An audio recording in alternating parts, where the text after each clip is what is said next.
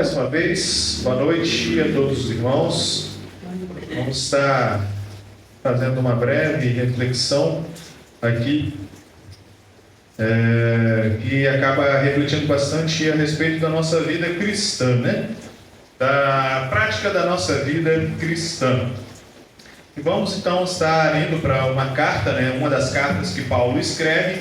Gostaria de convidar a todos para estar abrindo na carta de Filemon 6.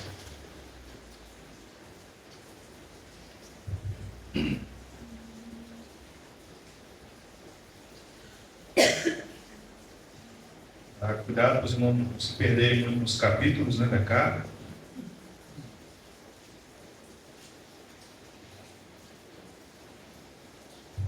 Na verdade, cuidado para os irmãos não passarem a carta, né? Na hora que estiverem procurando aí, acabar passando ela, achar que houve rasgaram lá da Bíblia, né? Estou passando, daqui a pouco estou pulando aqui, Tito, já estou em Hebreus, cadê Filemon?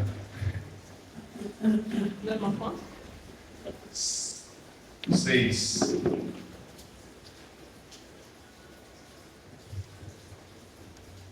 Aí ela só tem um capítulo. Capítulo 1, no caso, não tem capítulo no caso, né? Só Filemon, versículo 6. Acho que já estava na tela. Tá ali.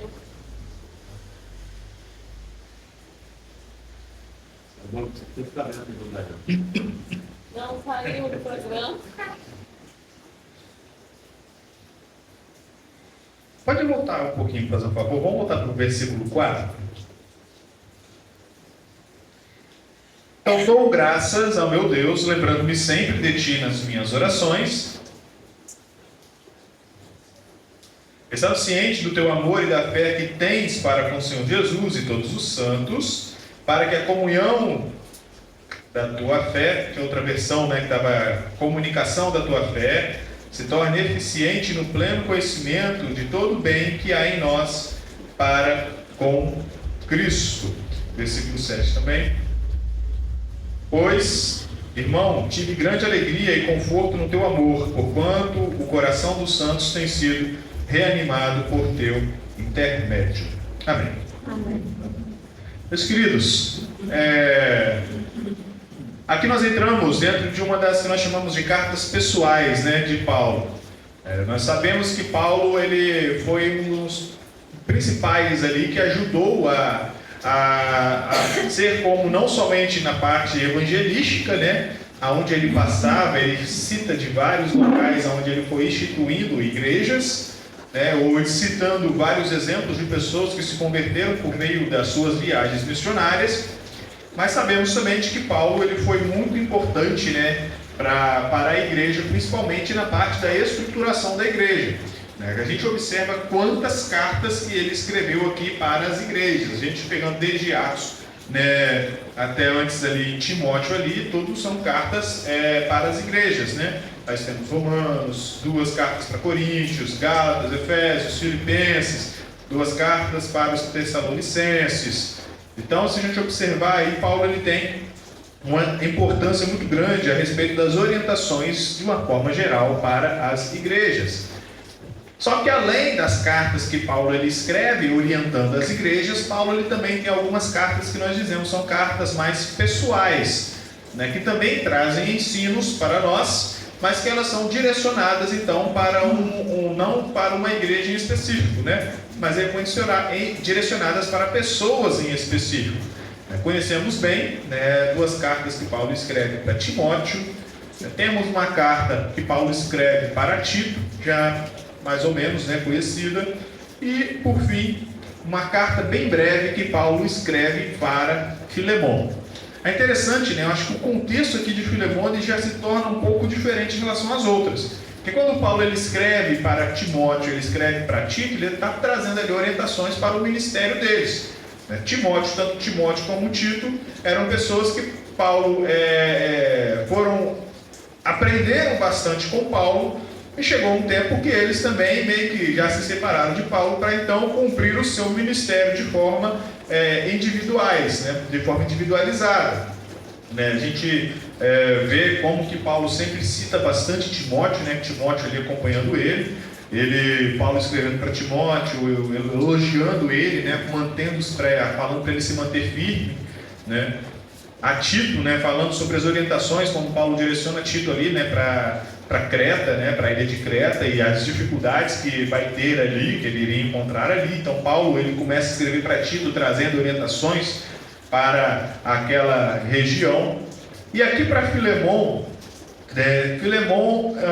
nós observamos aqui a respeito de Filemon, de que não necessariamente ele também exercia um ministério como os outros, como nós falamos, como Timóteo, como Tito e por aí vai. Mas aqui é uma carta um pouco mais pessoal do que as outras. Por mais que as outras eram cartas pessoais, Paulo direcionando para uma pessoa em específico, mas a carta a Filemon é uma carta um pouco mais pessoal, por se tratar de um assunto bem mais pessoal ali que estava tratando, né? Então, por ser uma carta muito curtinha, dá para a gente fazer um breve resumo, né? Para a gente poder ir também aprendendo e conhecendo, né, irmãos? Para a gente poder ir entendendo o porquê dessas cartas, né? Então, se a gente parar para perguntar, então, quem foi Filemon, né? Filemon, no caso, a gente observa de que, aparentemente, ele era alguém de posse, né? Ele tinha uma certa questão aqui de posse e tudo mais. E aqui a gente observa, né, que Filemon, uma parte da igreja, né, ele se reunia na casa aqui de Filemon, né, muito provavelmente ali na cidade ali de Colossos, né? Então, quando a gente fala sobre a igreja aos Colossenses ali também, Filemon ele estava ali junto com aqueles irmãos ali em Colossenses. E Filemon, a igreja se reunia na sua casa, né? A gente observa isso no versículo anterior aí. Aqui a gente observa até outros irmãos aqui que estavam ali junto, né? Paulo, ele, quando vai escrever, ele dá uma saudação a Filemon, a irmã Áfia, né? E Arquipo, né? Companheiro deles ali também, que reunia na casa de Filemon. E Filemon, ele tinha, por ele ser um homem de posse, ele também tinha seus servos, né? Os escravos que o serviam.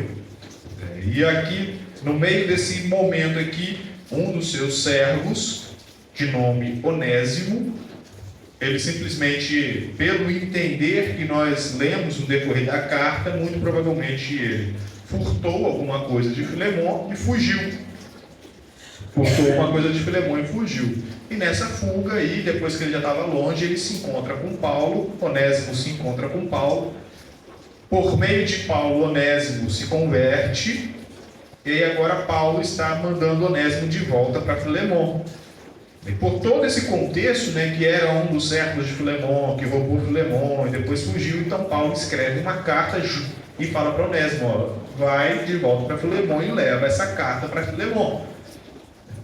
E aqui é por isso que nós falamos que é um assunto muito mais pessoal do que nas outras cartas. Então Paulo está meio que abordando todo esse tema, que foi um tema um pouquinho complicado que surgiu ali entre Onésimo e Filemon. Então Paulo ele está apoiando ali uma situação entre dois irmãos, agora irmãos em Cristo, né? Mas numa relação civil entre senhor e servo. E aqui Paulo então ele escreve essa carta e direciona ali para Filemon juntamente com Onésimo. Mas o que eu gostaria de refletir um pouco, antes da gente ler os versículos também até o versículo 11, mas eu gostaria de refletir um pouco, principalmente o que ele fala no versículo 6. A oração de Paulo aqui para Filemon, nessa introdução, antes de ele entrar no assunto, ele simplesmente diz, né? Comunicação da tua fé, na versão, se não me engano, acho que é revista e corrigida, para que a comunicação da tua fé seja eficaz. A oração que Paulo fala, assim, eu oro por você, para que a comunicação ou a comunhão, porque quando nós falamos de comunhão, o ato de comunhão significa um ato de compartilharmos algo. compartilharmos algo em comum. Então, nas outras versões que fala para que a comunhão da tua fé, na King James também traz como o compartilhar da tua fé seja eficaz pelo pleno conhecimento que temos em Cristo Jesus. Meus queridos, e logo em seguida, antes de falarmos para isso, logo em seguida, quando ele fala sobre, ele ora para que o compartilhar da fé seja eficaz, ele fala sobre a grande alegria e consolação por causa do amor de Filemon.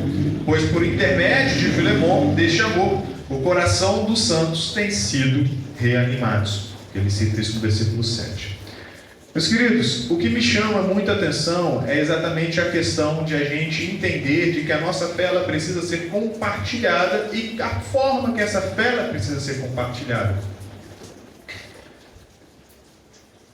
Muitas das vezes, se a gente for observar, fazer um paralelo, voltando lá para o nosso Senhor Jesus Cristo, quando ele vivia aqui nessa terra, junto com os fariseus, nós encontrávamos com pessoas que tinham grandes conhecimentos, com pessoas que eram rigorosas nos costumes, com pessoas que eram muito rigorosas até mesmo nos seus atos, nas leis, na observância dos mandamentos, na observância das regras que haveriam de ser, e eles até poderiam ser respeitados por isso. Pessoas que poderiam ser respeitadas pelo fato do seu conhecimento. A gente observa de como que quando chegavam-se ali os grandes mestres dos fariseus ali e tudo mais, eles tinham um certo respeito pela população, ou como que as pessoas olhavam para eles e simplesmente tratavam eles com uma certa autoridade pelo fato deles serem muitas das vezes fiéis à forma de viver das regras e das leis ali, em observância da lei. Mas só que quando vem o Senhor Jesus Cristo, que também tinha o conhecimento da lei, que também tinha a observância da lei, porque Cristo ele não falhou para com a lei, mas ele cumpriu-a plenamente. Mas quando Cristo ele vem compartilhando também a sua compaixão e amor, as pessoas não olhavam para ele somente com respeito, mas elas foram também transformadas por ele. Isso me chama a atenção quando eu olho aqui para Paulo escrevendo a respeito de Filemon, falando sobre este amor que Filemon ele exercia. De que Filemon ele exalava o amor ali na sua casa. Já começamos observando de que a igreja se reunia, a igreja de Colossenses se reunia ali na casa de Filemon. E Paulo ele fala sobre aquilo que ele tem ouvido a respeito dele. Assim, eu tenho ouvido de você, por causa do teu amor, o que está destacado de você tem sido o seu amor. E por causa disso, o coração dos santos tem sido reanimado.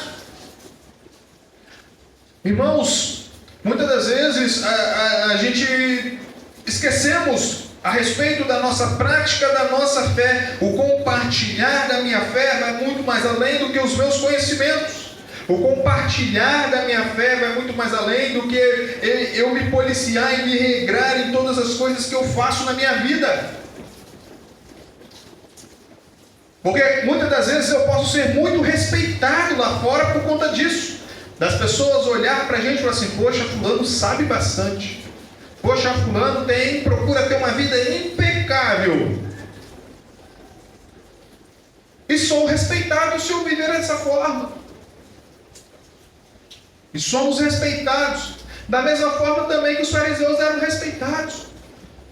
Mas sabe, irmãos, não estou dizendo que isso deve ser deixado de lado, porque nós precisamos também buscar cada vez mais a nossa santificação, viver uma vida santa na presença de Deus. Nós precisamos também cada dia mais buscar o conhecimento de Deus. Nós precisamos cada dia mais aprender um pouco mais de Deus. Mas aquilo que realmente vai transformar o mundo é o meu amor que nós compartilhamos. Por isso que o Senhor Jesus Cristo, ele impactou a multidão. Por isso que o Senhor Jesus Cristo, ele impactava as pessoas. Porque além do conhecimento e além da vida santa que ele tinha, ele compartilhava compaixão e amor para com o próximo. É por isso que em determinado momento ali, ele se utiliza lá, eu sempre cito isso também, né, em Oséias 6,6, né? Quando ele chega diante dos fariseus, conhecedores de toda a lei e obedientes e tudo mais, né? Você fala assim, olha, ide aprender isso, misericórdia quero e não sacrifícios. Meus irmãos, às vezes nós olhamos para que aquilo que Cristo nos ensina a praticar e a viver, e nós tratamos como secundários. Achamos que é só um complemento da minha vida cristã.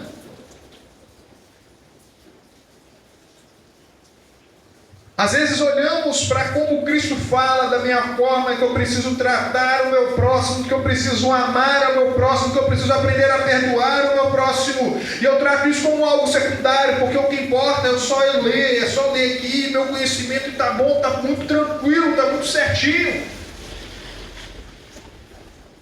Mas não é. A palavra de Deus nos ensina de que posso fazer tudo perfeito, eu posso procurar me esforçar ao máximo, ser a melhor pessoa do mundo, mas sem o amor de nada vale. E é por isso que quando as pessoas chegavam a Jesus Cristo, querendo então entender, assim, poxa, então o que tem que ser, o que é o mais importante? Qual é a minha regra de fé, então, para eu viver de forma santa, de forma impecável, Senhor? O que eu preciso saber, então, para ser impecável diante das pessoas e diante de Ti? A resposta de Jesus Cristo, ora, se resume a duas coisas: amarás a teu Deus de todo o teu coração, com toda a tua força, com todo o teu entendimento, e ao teu próximo como a ti mesmo.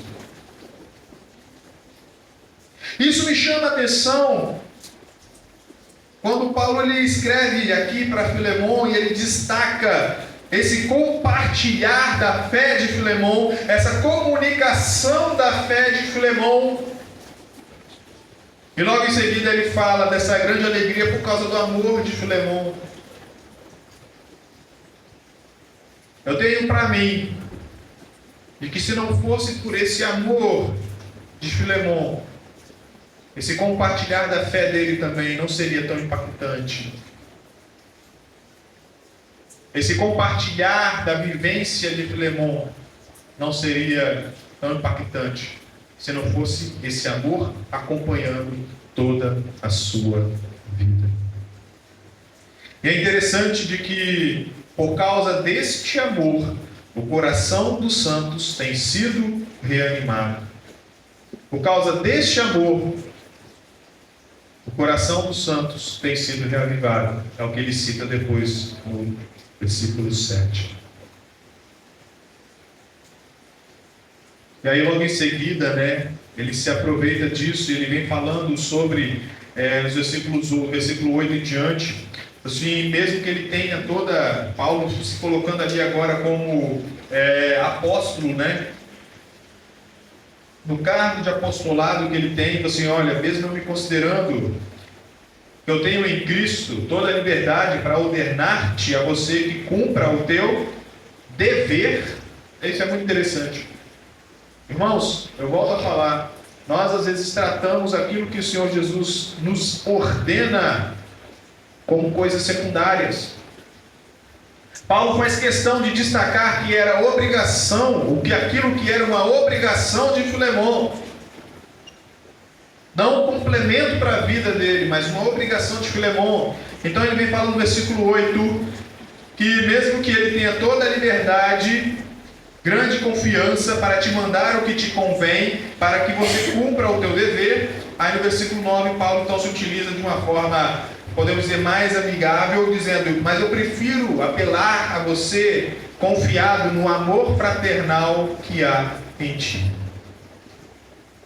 Como eu tenho ouvido bastante a seu respeito do amor que você tem compartilhado, eu creio que não há necessidade de eu chegar diante de você te impondo aquilo que você precisa fazer, que é sua obrigação e que é seu dever. E o que Paulo estava pedindo aqui? Perdoa Onésimo e aceita-o agora também como seu irmão de volta. Era isso que Paulo ia interceder por Onésimo. Perdão. Paulo faz uma questão muito importante em destacar de que esse perdão era uma obrigação de Filemon. Era um dever de Filemon. Mas aí ele fala e pensa, mas eu sei que você é uma pessoa que tem um amor que impacta as pessoas. Você tem um amor que você transmite esse amor de forma a alcançar, a reanimar o coração das outras pessoas. Então, confiado nesse amor que você tem, eu vou pedir para você, intercedendo ao favor de Onésimo. Por isso que ele fala, Paulo, velho, que também agora prisioneiro de Jesus Cristo, eu peço-te por meu filho Onésimo, que gerei nas minhas prisões, o qual no outro tempo te foi inútil, mas agora a ti e a mim muito útil, eu o tornei a enviar. Então Paulo, ele simplesmente faz essa intercessão em favor de Onésimo, confiado no amor de Onésimo que ele já tem manifestado, conforme os relatos que ele tem ouvido. Ele simplesmente faz esse interceder em favor de Onésimo, citando que enquanto Paulo estava preso, não sabemos, provavelmente talvez Onésimo também pode ser que tivesse sido preso por alguma outra questão, e ali, neste contato com Paulo, Onésimo então converte a Cristo, e no versículo 11, Paulo ele faz uma jogada aqui com o nome de Onésimo, porque o nome de Onésimo, o significado do nome Onésimo é útil. É útil. Então Paulo ele se utiliza de um jogo de palavras aqui agora para poder, falando aqui com Filemon, assim, olha, no passado ele te foi inútil, ele foi aquele servo que te roubou, que fugiu, que te causou algum dano. Mas agora ele é útil para nós, mas não por lado material, mas tão somente por causa da convivência espiritual e em família. Mas, meus irmãos, é interessante a gente notar, irmãos, reforçar mais uma vez na nossa vida, de que as coisas que Cristo tem nos falado para vivermos, nós precisamos atentar com consciência, com dedicação, com preocupação. Às vezes deixamos o nosso coração falar mais alto, às vezes deixamos o nosso orgulho falar mais alto, às vezes deixamos a nossa carne falar mais alto. Mas eu preciso me deparar com a palavra de Deus, porque essa palavra ela é viva e eficaz, ela é apta para discernir as intenções e desejos dos corações. Eu preciso me chegar diante dessa palavra e deixar que essa palavra transforme a nossa vida. E deixar que essa palavra seja o ponto que vai revelar para mim os pontos onde eu preciso mudar. Nós precisamos cada vez mais calar a voz do nosso coração. O problema é que nós estamos dando o palco para o nosso próprio coração. Podemos dizer, falar o que ele bem quiser. E esse falar, meus irmãos, não é falar para os outros. O grande problema é que eu deixo o meu coração falar para mim mesmo. O que eu devo fazer? Eu tenho dado ouvidos à voz do meu próprio coração. Às vezes eu tenho dado ouvidos à voz daquilo que meu coração ele não quer abrir mão. Ele não quer, podemos dizer, na expressão popular, ele não quer largar o osso. Ele quer continuar no controle, regendo toda a nossa vida, não querendo se dispor a servir uns aos outros.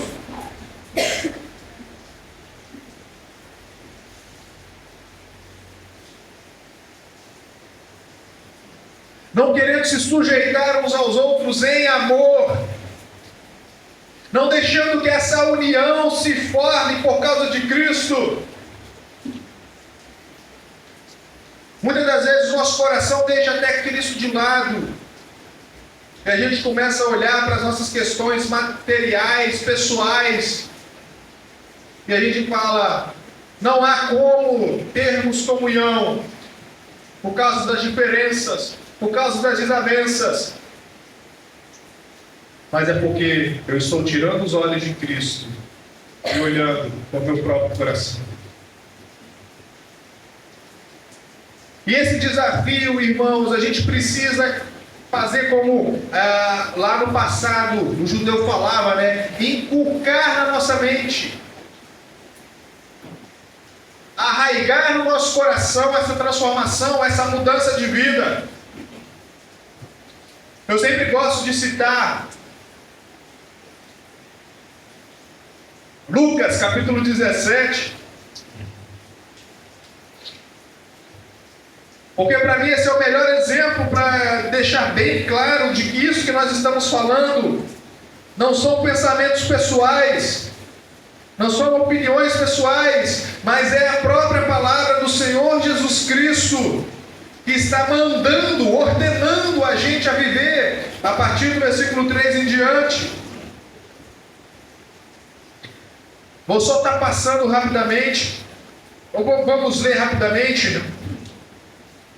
Olhai por vós mesmos. Olha como que o Senhor Jesus Cristo ele começa esse texto, meus irmãos, para a gente entender que o problema não se encontra no outro, que o problema não se encontra na outra pessoa, mas muitas das vezes o problema está em mim mesmo. Ele já começa trazendo a exortação falando assim: tende cuidado de vós mesmo, tende cuidado de você mesmo, olhai para você mesmo, olhai para o seu coração. E aí ele começa falando: e se teu irmão pecar contra ti, repreende-o, e se ele arrepender, perdoa-lhe. Se contra ti pecar 7 vezes no dia, e 7 vezes no dia vier ter contigo dizendo arrependo-me, perdoa-lhe. Diante disso pediram os apóstolos ao Senhor: aumenta a nossa fé, Senhor, acrescenta-nos mais fé. Ao que encorajou o Senhor: se tivesseis fé como um grão de mostarda, dirias a essa amoreira: desarraiga-te daqui e planta-te no mar, e ela vos obedeceria. Qual de vós, sendo escravo, arando a terra ou apacentando as ovelhas, a quem voltando ele do campo diga: chega-te, assenta-te à mesa?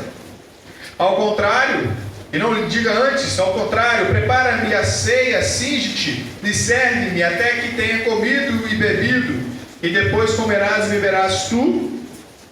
Porventura dá graças ao teu servo, porque fez o que lhe foi mandado? Creio que não. Assim, igualmente vós, quando fizerdes tudo que vos for mandado, dizei: somos servos inúteis, porque fizemos somente o que devíamos fazer. O Senhor Jesus Cristo, ele vem falando aqui a respeito daqueles com os discípulos. No começo ele vem falando sobre isso, né? Tende cuidado, primeira coisa, com vocês mesmos, porque o problema não está lá fora, o problema está em nosso coração. Nós precisamos aprender a lidar com as pessoas, aprender a viver com as pessoas, porque foi para isso que nós fomos chamados. Viver em comunhão, vivermos em unidade em Cristo Jesus, como lá em Colossenses fala, porque nessa nova ordem de vida não há grego, não há judeu, não há bárbaro, não há cita, porque Cristo é tudo em todos. É Ele aquele que nos une. E quando o Senhor Jesus fala a respeito do perdão, os próprios discípulos, eles falam da dificuldade, fala: Senhor, acrescenta-nos mais fé, dá-nos mais fé. E aqui o Senhor Jesus Cristo, ele cita um exemplo do grão de mostarda, da semente de mostarda, para exatamente dizer àqueles discípulos que o seu problema não é fé. Porque qualquer pingo de fé, podemos dizer assim, qualquer pingo de fé é capaz de operar maravilhas e milagres. Qualquer pingo de fé é capaz de operar milagres. Então o problema não é fé. O problema é você obedecer o que eu estou te mandando. É basicamente isso que o Senhor Jesus Cristo está falando. O problema não é fé, o problema é obedecer a palavra de Deus, obedecer uma ordem. E aqui ele fala a respeito do servo, né, e o seu senhor. Fala assim, peraí, se você, vamos trazer um pouco para nós, né? Se você chega e contrata alguém, né, irmão Valmir, para subir o muro aqui, e a pessoa vem, você combina um valor com a pessoa vem e sobe o muro. E depois que subiu o muro, fez o que foi combinado, agora chega e fala, pronto, eu fiz o meu dever. Agora você me deve 2 vezes mais. Assim, não, peraí. Você só fez o que foi combinado. Você só fez o que foi mandado. Foi somente isso. E aí no versículo 10, essa palavra servos inúteis, às vezes a gente confunde por causa das questões de traduções. A gente coloca, né, numa ideia de inutilidade, mas também no grego tem a palavra original, né? Ela significa também que não há dividendos. Não há dividendos. O que isso significa? É o exemplo que nós acabamos de citar. Se ele veio, executou aquilo que foi ordenado fazer, o valor está aqui, o salário está aqui e pronto. Não sobrou mais nada, não tem mais nenhuma dívida. E assim é a gente com Deus. Se Ele vem e nos ordena aquilo que eu tenho que viver, e eu cumprir o que foi me ordenado a fazer, às vezes a gente coloca no nosso coração como se Deus estivesse em dívida conosco. Como se Deus olhasse assim, opa, parece que você fez mais do que foi pedido, né? Parece que você fez mais do que foi ordenado, então toma um agrado a mais aqui, porque você foi espetacular agora. Mas a palavra que utiliza sobre servos inúteis está falando, nós não temos nenhuma dívida, Deus não tem nenhuma dívida comigo. O meu Senhor não me deve nada, porque eu só fiz o meu dever. Se eu só faço o meu dever, aquilo que já é a minha obrigação, eu vou querer cobrar mais o quê? Eu vou pedir mais o quê? Era a minha obrigação. Era somente a minha obrigação. E sabe, irmãos, às vezes no trabalho, alguém pode chegar e fazer mais do que foi combinado, né? A gente fecha aqui, vai fazer um muro aqui, aí o camarada vai, levanta o muro, já arma, faz uma outra estrutura aqui, já bate uma calçadazinha junto. Peraí, foi combinado só o muro, mas o camarada fez a mais. Aí sim, aí tem uma dívida com a pessoa, né? A pessoa, opa, fez a mais, que bom, vou dar um agrado, vou dar uma bonificação. Ou no trabalho, né, a gente é contratado para exercer uma função. Aí chega lá, surge uma demanda, eu faço além da minha função. Assim, opa, toma um agrado, porque uma bonificação, uma premiação, porque você fez a mais. Mas irmãos, será que o fato da gente viver em amor, perdoando aquele que nos persegue, servindo uns aos outros, sujeitando uns aos outros em amor, exortando uns aos outros, isso é fazer a mais do que Deus já ordenou que a gente faça? Não. Ele já ordenou que a gente faça isso. É uma ordem. Por isso que a gente tem que olhar para aqui e falar assim, eu sou um servo que agora eu não tenho que receber nada demais. Eu só estou fazendo o meu dever. Eu só estou cumprindo a minha obrigação. Irmãos, é isso que a gente precisa falar mais uma vez, igual no passado, né? É isso que eu preciso inculcar na minha mente. O fato de eu viver uma vida cristã em amor, com compaixão, com bondade, com mansidão, com paciência, isso não poderia ser, entre aspas, nada demais, irmãos. Isso deveria ser tão somente o meu dever e a minha obrigação. O problema é que nós estamos tratando essas coisas como um bônus. Eu já sou um cristão, mas se eu for um cristão manso, opa, é um bônus. É um upgrade, né? Na minha vida cristã. Se eu for um cristão amoroso, opa, é outro upgrade, né? Não é um upgrade. Não é nada demais. Nós estamos fazendo tão somente o que nos foi ordenado a fazer. Irmãos, quando nós aprendemos isso, quando nós inculcamos isso na nossa vida, e quando nós chegamos diante de Deus buscando viver isso, entendendo que isso é a nossa missão, a gente vai entendendo de que a nossa vida vai impactando as pessoas. Não somos somente respeitados, mas nós seremos agentes de impacto para a vida das pessoas. Não adianta, como a gente tem falado também, né? Com a permissão do Senhor nosso Deus, estaremos anunciando também o Evangelho no culto de evangelismo, mas enquanto nós não estivermos também manifestando para este mundo tudo aquilo que Cristo nos ordenou a fazer, o Espírito Santo ele vai trabalhar. Eu creio que o Espírito Santo tem capacidade de trabalhar no coração das pessoas, mas só que nós também podemos ajudar impactando a vida das pessoas com a nossa atitude,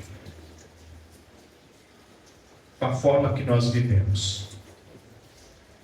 Assim como o exemplo de Onésimo, pelo amor dele, a igreja era impactada, a igreja era reanimada, a igreja era reavivada, a igreja era fortalecida por causa do seu amor. Que coisa maravilhosa, irmãos. O que nós temos manifestado? Nós precisamos então sermos pessoas que manifestem amor, sermos pessoas que manifestem mansidão, sermos pessoas que manifestem paciência, sermos pessoas que manifestem companheirismo uns para com os outros. E não sermos o contrário. Sermos pessoas que manifestem o egoísmo, sermos pessoas que manifestem a amargura, sermos pessoas que manifestem a raiva. Precisamos trabalhar isso, irmãos, em nós. Precisamos trabalhar isso, deixar que o Espírito Santo trabalhe, crendo que Ele é capaz de fazer. Porque não adianta a gente pedir sem crer. Muitas das vezes esse é o nosso problema. A gente sabe que é difícil, não é fácil. A gente sabe que o processo de transformação não é fácil. Mas não adianta eu já chegar diante de Deus e falar: Senhor, me ajuda a transformar, mas no fundo eu falo assim: não vai. Eu creio que não vai. A gente tem que crer, clamar que o Espírito Santo nos ajude a crer, a nos transformar, a nos renovar, aprendendo a viver a nossa vida cristã. E assim, naquela mesma oração que Paulo fez lá para Onésimo, né, que o exercício prático da sua fé, que o compartilhar da sua fé, que a comunicação da sua fé, que a comunhão da sua fé seja eficaz. Seja eficaz. Que o Senhor Deus assim nos abençoe, nos guarde, e que o Teu Santo Espírito seja um ponto de transformação em nossas vidas. Porque Ele é o nosso Consolador, meus irmãos. O Espírito Santo de Deus é o nosso Consolador. O Senhor Jesus Cristo, Ele prometeu isso, né? Eu enviarei um outro Consolador, aquele que vai nos consolar, nos fortalecer. É quando a gente se deparar com a palavra de Deus, ordenando coisas para nós, e que a gente percebe que há coisas tão difíceis de ser transformadas, recorra a esse Consolador. Ele consola, Ele fortalece, Ele nos assiste em nossas fraquezas, Ele nos dá forças para vencer. Mas nós precisamos recorrer a este Consolador. É Ele, o Espírito Santo, Ele está em nós. Que Deus assim nos abençoe. Amém.